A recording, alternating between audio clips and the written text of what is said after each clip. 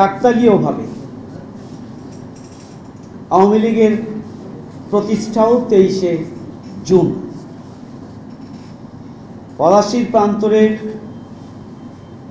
বাংলা, বিহার, উড়িষ্যার যে নবাব সিরাজউদ্দৌলার পতন, পলাশী ট্র্যাজেডি 23শে জুন। আওয়ামী লীগের প্রতিষ্ঠাও হচ্ছে 23শে জুন। এই 23শে জুনের সাথে সেই 23শে জুনের আমরা অনেক মিল পেয়ে যাই।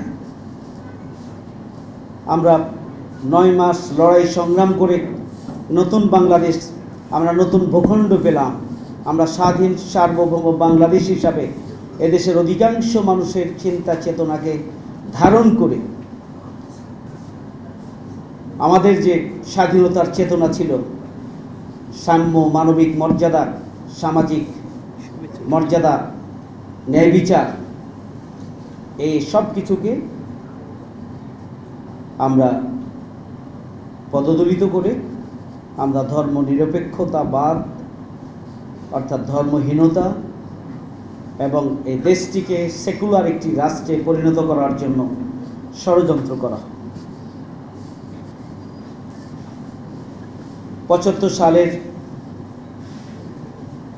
একটি ঘটনার পরে আমরা দেখলাম যে বহুবিধ ঘটনা বাংলাদেশে সংঘটিত,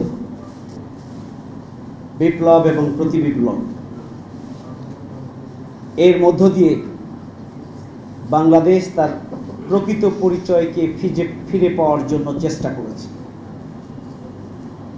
এদেশের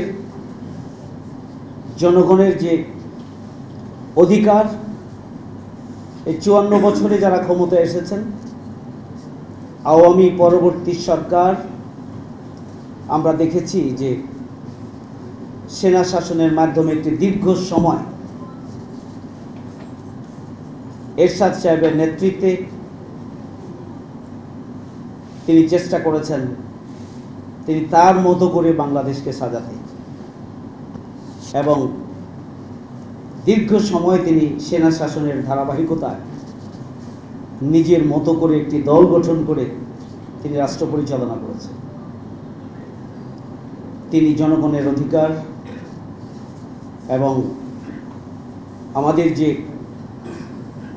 স্বাধীনতার চেতনা, সেই চেতনাকে ধারণ করে স্বাধীন সার্বভৌম রাষ্ট্র হিসাবে স্বাতন্ত্র্য বজায় রেখে নিজের পায়ে দাঁড়ানোর জন্য তিনি ভূমিকা পালন করতে পারেন।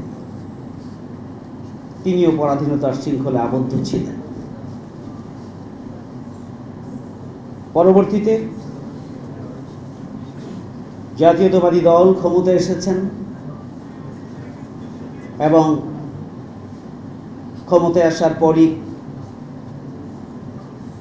স্বাধীনতোত্তর দেশটিকে যে গন্তব্যের দিকে নিয়ে যাওয়া হচ্ছিল এবং হয়েছিল, সেই গন্তব্য থেকে আবারও দেশ এবং জনগণের আকাঙ্ক্ষাকে পূরণ করার লক্ষ্যে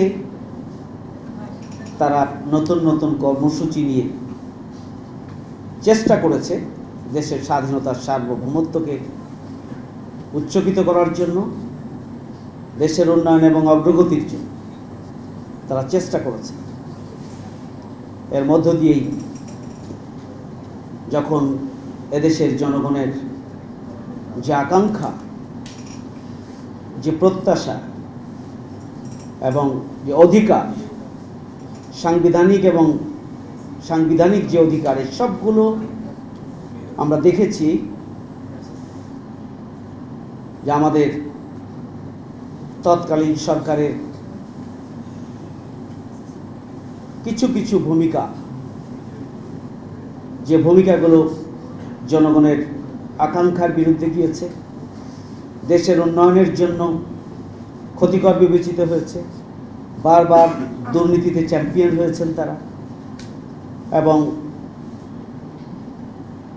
ট্রেডিশনাল যে পলিটিক্স বাংলাদেশে, সেখান থেকে তারা বের হয়ে আসতে পারেননি। তবে গণতান্ত্রিক উত্তরণের জন্য তারা ভূমিকা পালন করেছেন।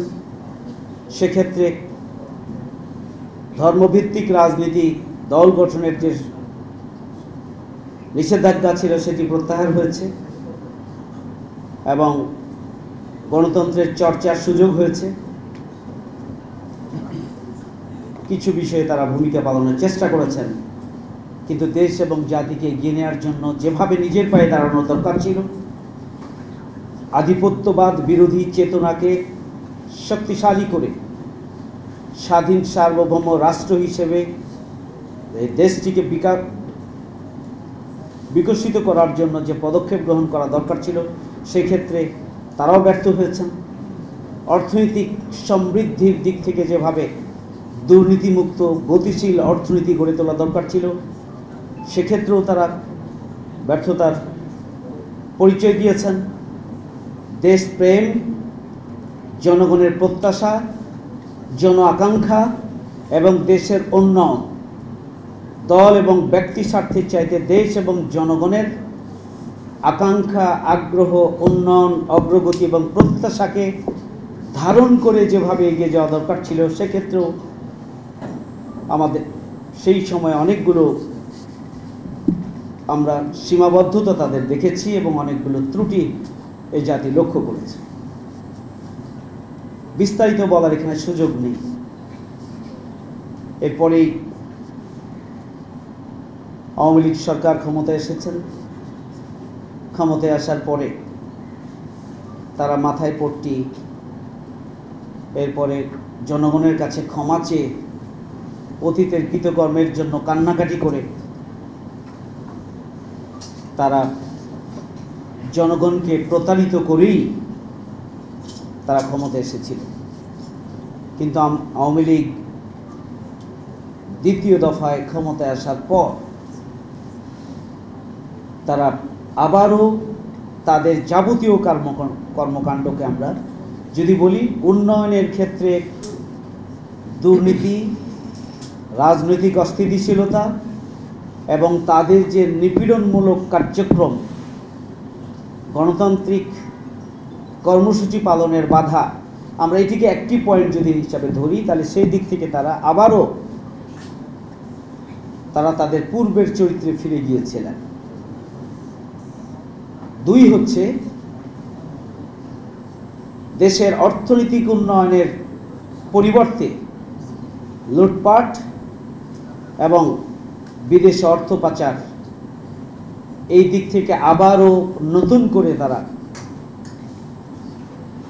নতুন রেকর্ড গড়েছিলেন।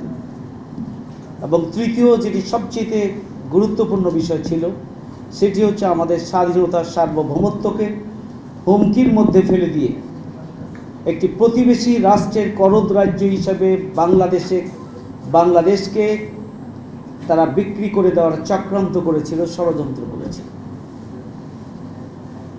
আমরা লড়াই, সংগ্রাম, আন্দোলন করে 2001 সালে